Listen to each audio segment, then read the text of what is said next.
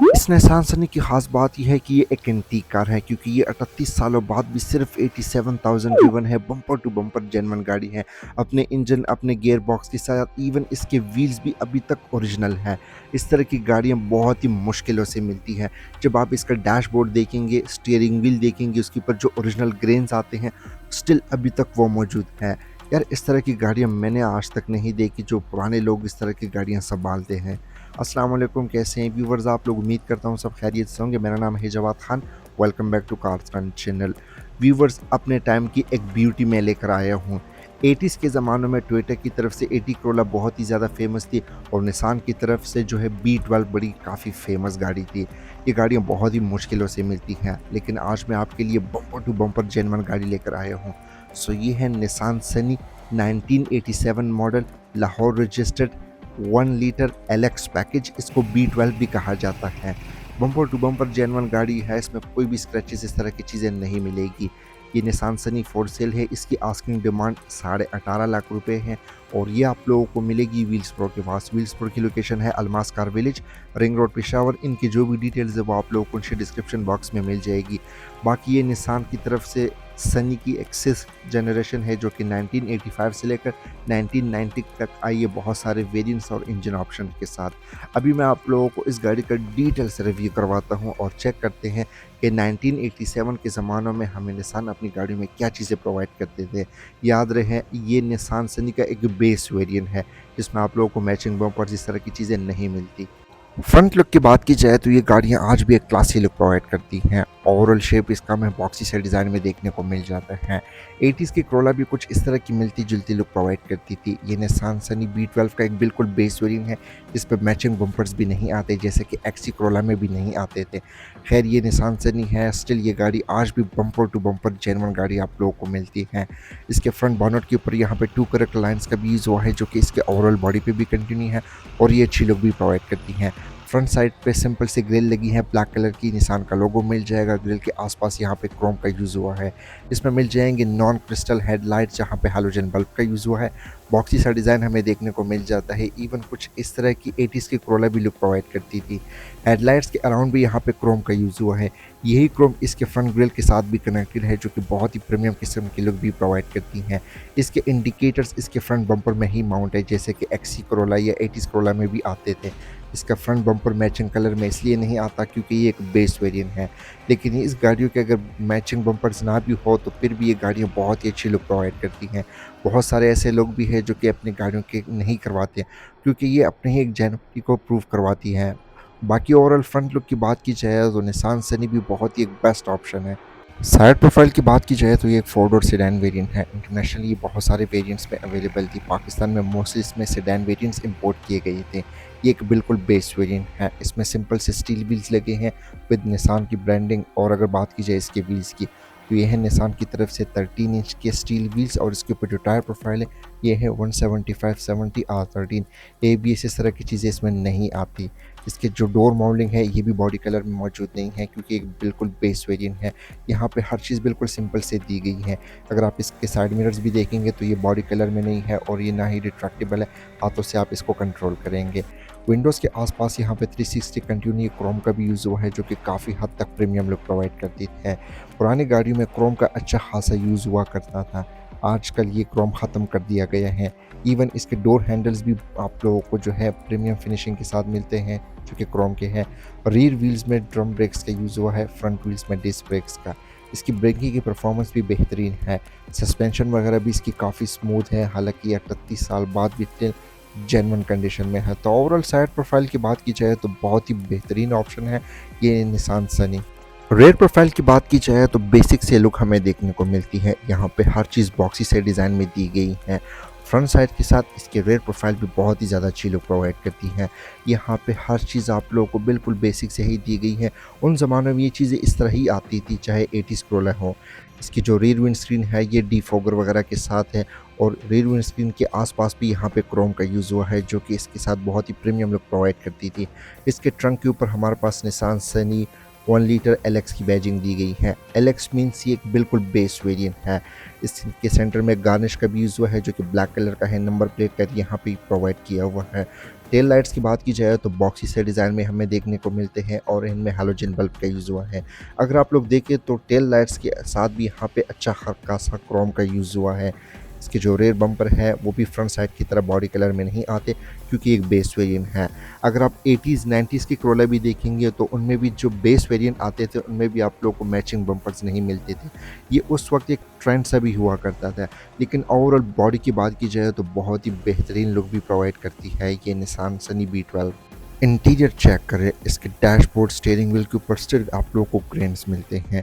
Overall dashboard की बात की जाए तो ये टू टोन कलर में है। लुक्स के हिसाब से ये गाड़ियाँ आज भी बहुत ही बेहतरीन लुक प्रोवाइड करती हैं। इनमें सिंपल से फीचर्स आते हैं।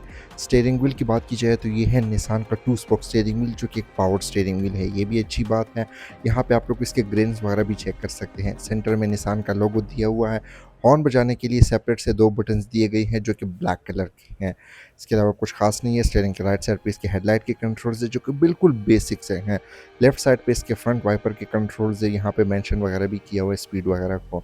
मीटर की बात की जाए तो मीटर हाउसिंग भी ब्लैक कलर में है और ये इसकी की है। यहाँ पे हर चीज़ बिल्कुल बेसिक से ही दी गई है। जैसे आप इसको स्टार्ट करेंगे तो सबसे पहले यहाँ पे डिफरेंट से वार्निंग लाइट्स आप लोगों को मिलती हैं। 200 तक स्पीड लिमिट है और सबसे मेन हाईलाइट है वो है इसकी टोटल माइलेज। ये ओनली 88,000 ड्रिवन है जो कि इसकी जेन्युइन माइलेज है। साथ ही यहाँ पे फ्यूल और टेम्परेचर की गेज भी देखने को मिल जाती हैं। इसकी ओवरऑल जो मीटर की लुक है वो भी बहुत ही ज़्यादा बेहतरीन है। मेन डैशबोर्ड की बात की जाए तो यहाँ पे मोस्टली हार्ड प्लास्टिक का यूज़ हुआ है और आप लोग देख सकते हैं इसके एयर वेंट्स मीटर के साथ ही कनेक्टेड है। एक ही फ्रेम में ये चीज़ें प्रोवाइड की गई हैं जो कि दोनों ही चीज़ें ड्राइवर फोकस्ड है और ये ब्लैक कलर में दी गई हैं। मेन डैशबोर्ड की बात की जाए तो यहाँ पे मोस्टली हार्ड प्लास्टिक का यूज़ हुआ है।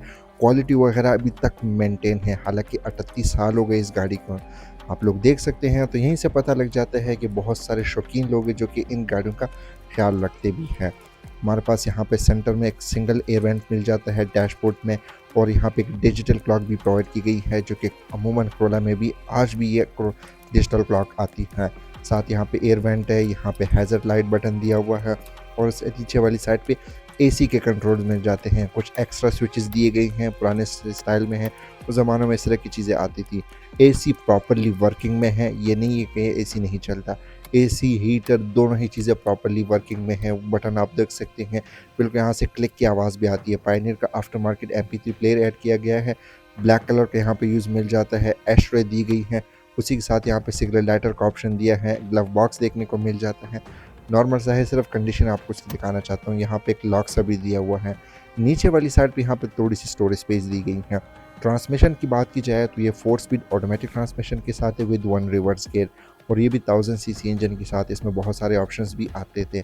फिर यहाँ पे एक ट्रेडिशनल हैंड ब्रेक मिल जाता है ब्लैक कलर का और सीट बेल्ट की जगह दी गई है। आर्मरेस्ट वगैरह इसमें नहीं आता। ड्राइवर और पैसेंजर के लिए 2 बड़ी सी सनशेड्स प्रोवाइड की गई हैं और ये साइज़ में काफ़ी बड़ी, इसमें वैलिटी वगैरह इसमें नहीं आती। रेयर व्यू मिरर बिल्कुल इसमें सिंपल सा ही देखने को मिल जाता है। फ्रंट सीट्स की बात की जाए तो ये फैब्रिक की फिनिशिंग के साथ हैं, लेकिन इसके जो हेड रेस्ट है वो लेदर की फिनिशिंग के साथ है। सीट्स बहुत ही ज़्यादा कंफर्टेबल है। 38 साल हो गए हैं लेकिन स्टिल इसके सीट्स बहुत ही ज़्यादा बेहतरीन हैं। आप लोग देख सकते हैं इसके हेड रेस्ट जो है वो लेदर की फिनिशिंग के साथ है। यहाँ पे टू टोन का यहाँ पे यूज़ हुआ है जो कि बहुत ही बेहतर लुक प्रोवाइड करती हैं। ये टू वे, ये मीन्स ये seats two way manually adjustable है। फ्रंट डोर कार्ड्स की बात कीजिए यानी ड्राइवर साइड के कंट्रोल्स की, तो इसके डोर कार्ड्स में मोस्ट जगहों पे लेदर का यूज़ हुआ है। कंट्रोल्स इसमें नहीं आते। पॉपअप लॉक्स देखने को मिल जाते हैं। साथ यहाँ पे नॉर्मल से डोर हैंडल्स दिए गए हैं। यहाँ पे लेदर का यूज़ हुआ है जो कि बहुत ही बेहतरीन क्वालिटी का है। डोर हैंडल्स देख सकते हैं। साइड विंडोज़ इसकी मैनुअल है, ये इसके लॉक आ गए। नीचे वाली साइड पे जो है कैनवोड के स्पीकर्स ऐड किए गए हैं। साथ यहाँ पे थोड़ी सी स्टोरेज स्पेस भी प्रोवाइड की गई है। रेयर कैबिन की बात की जाए तो आप इसकी कंडीशन देख सकते हैं। यहाँ पे इसलिए 3 लोग कंफर्टेबली बैठ भी सकते हैं।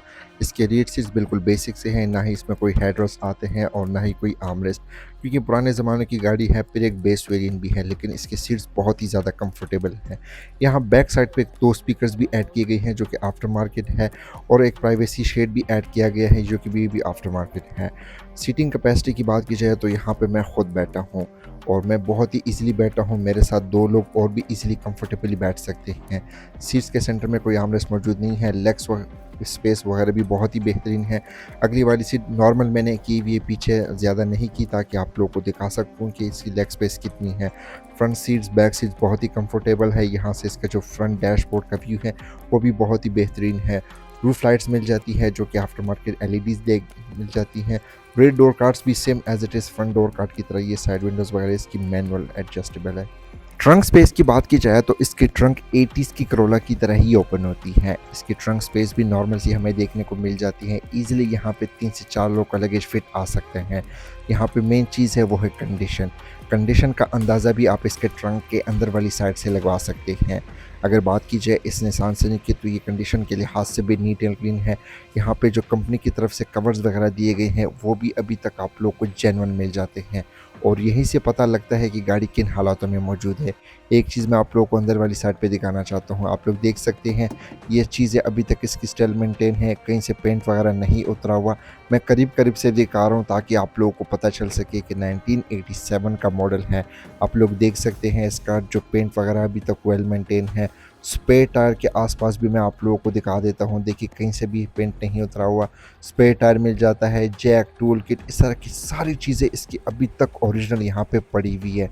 ट्रंक के इनर साइड पे भी कुछ ख़ास चीज़ें नहीं है, लेकिन आप जो है इसकी कंडीशन वगैरह दिखाना चाहता हूँ ताकि आप लोग बाद में ना कह सकें ये चीज़ें नहीं दिखाई। अब अगर बात की जाए इसके इंजन की तो सबसे मेन हाईलाइट है वो है इसका इंजन, क्योंकि इंजन से ही पता लगता है कि गाड़ी किन हालातों में मौजूद है और इसकी माइलेज वगैरह क्या है।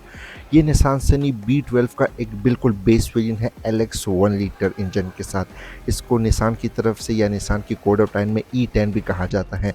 ये ऑलमोस्ट 1000 सीसी होती है और ये 4 स्पीड मैनुअल ट्रांसमिशन के साथ है। प्रोड्यूस करती है around 50 horse power with 75 newton metre of torque. ये गाड़ियाँ फ्यूल एवरेज भी बहुत ही बेहतरीन प्रोवाइड करती हैं, बहुत ज़्यादा नहीं, नॉर्मल सी फ्यूल एवरेज मिलती है। फिर ये कार्बोरेटर वाला इंजन है। फिर इसमें बहुत सारे इंजन ऑप्शंस भी आते हैं जैसे कि 1.3 litre, 1.5 litre, twin camp engine वगैरह भी इसमें आते हैं। अगर बात की जाए इस इंजन की तो ये सिर्फ 87,000 ड्रिवन है जो कि इसकी जेन्युइन माइलेज है। एसी प्रॉपरली वर्किंग में है, हर चीज़ आप लोग को परफेक्ट कंडीशन में देखने को मिलती है। तो यहीं से पता लगता है कि गाड़ी किन हालातों में मौजूद है। और ये इंजन काफ़ी रेयर भी है। अगर आप मार्केट में मोस्टली निसान सनी B12 देखते हैं तो उनमें इंजन स्वैप्स होते हैं या उनको रिपेयर किया होता है, आप लोग समझ सकते हैं। तो ये नहीं, मैं आप लोगों को करीब से भी दिखा देता हूँ। सबसे पहले आप इसका चेसिस कोड वगैरह का जो प्लेट है वो देख सकते हैं। आप इसकी कंडीशन देख सकते हैं, फ्यूज़ बॉक्स देख सकते हैं, हर चीज़ परफेक्ट जहाँ पे बैठी हुई है। इवन इसके स्टिकर्स भी अभी तक वेल मेंटेन है, मतलब कहीं से चीज़ें आप लोगों को ख़राब नहीं मिलेगी। एक चीज़ आफ्टर मार्केट है वो है बैटरी, क्योंकि ये तो ख़राब हो जाती है। बाकी हर चीज़ आप लोगों को परफेक्ट एंड अच्छी कंडीशन में देखने को मिल जाती हैं। बोनट के इनर साइड पे कुछ ख़ास चीज़ें नहीं मिलती, लेकिन आप लोगों को सिर्फ इसकी सील्स और कंडीशन दिखाना चाहता हूँ। अच्छा, तो व्यूवर्स कैसी लगी आप लोगों को ये antique Nissan Sunny B12? Comment section में अपनी फीडबैक से आगाह कर सकते हैं। अगर आप लोगों को मेरी रिव्यूज़ पसंद आती है तो मेरे वीडियोस को लाइक कर दे, कमेंट कर दे, दोस्तों के साथ शेयर भी कर लें। सो आज के लिए इतना ही, मिलते हैं फिर अगली रिव्यू में। तब तक के लिए अपना ख्याल रखिए। अस्सलाम वालेकुम, अल्लाह हाफिज़।